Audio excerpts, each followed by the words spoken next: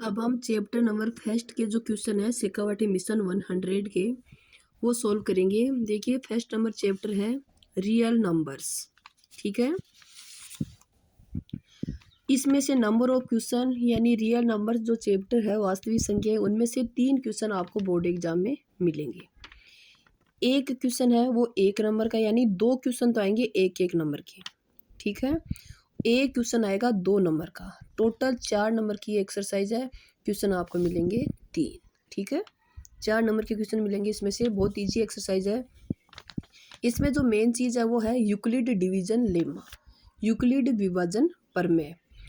ये क्या है? इफ़ यदि टू पॉजिटिव इंटीजर्स, यदि 2 धनात्मक पूर्णांक a एंड b हैं एंड q एंड r 2 होल नंबर्स, अगर a और b तो 2 धनात्मक पूर्णांक हैं, पॉजिटिव इंटीजर्स हैं, और p और q है वो पूर्ण संख्याएं हैं, देन तब a equal to B Q plus R होता है।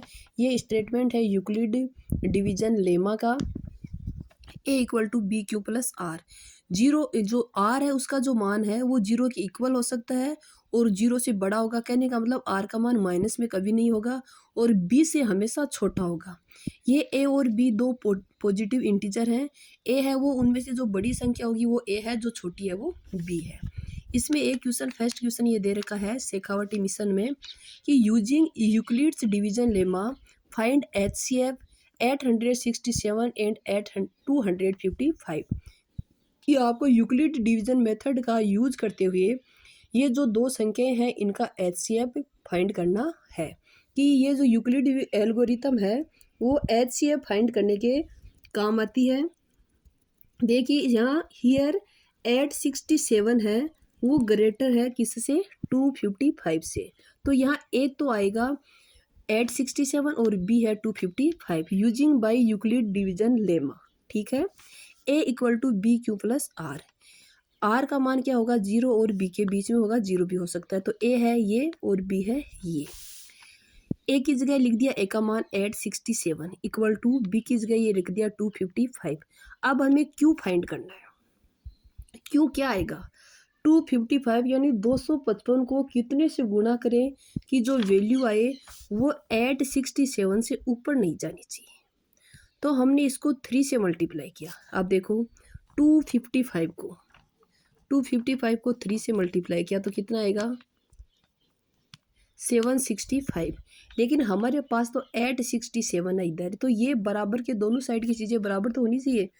तो 255 को 3 से मल्टीप्लाई किया तो ये आया 765।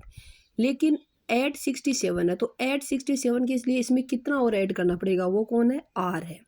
तो इसमें 102 यानी 102 कम पड़ रहा है, क्योंकि ये तो 765 है, हमें 867 चाहिए। तो इसमें जैसे 102 ऐड किया ये 67 हो जाएगा। अब इसका काम तो कंप्लीट हो गया। अब ए और बी कौन है? ये और ये। अब ये चीज़ इन दोनों में चलेगी तो ए आ गया 255 और बी की जगह आ गया ये। अब 102 को कितने से मल्टीप्लाई करेंगे? 255 से ऊपर नहीं जाए तो 2 से कर लिया तो कितना आया? कितना आएगा? 204 आएगा। 102 को 2 से गुणा किया तो कितना आएगा? 204। कितना कम पड़ रहा है? 51। अब इन दोनों की जगह इसने ले ली, इन दोनों में चलेगा। यहाँ 102 आ गया और यहाँ 51। 51 को कितने से मल्टीप्लाई करेंगे? 102 से ऊपर नहीं जाना चाहिए, इसके बराबर रह सकता है। तो 2 से मल्टीप्लाई किया तो 102 आ गया। तो आर क्या बचा? 0। जब आर 0 हो जाता है, क्या? जब आर 0 हो जाता है उस टाइम जो यहाँ जो बचता है, यहाँ ये संख्या जो बचती है वो क्या होता है? HCF होता है।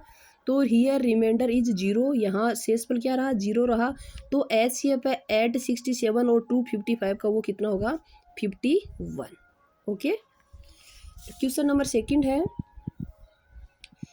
By prime factorisation method find HCF and LCM of 510 and 92।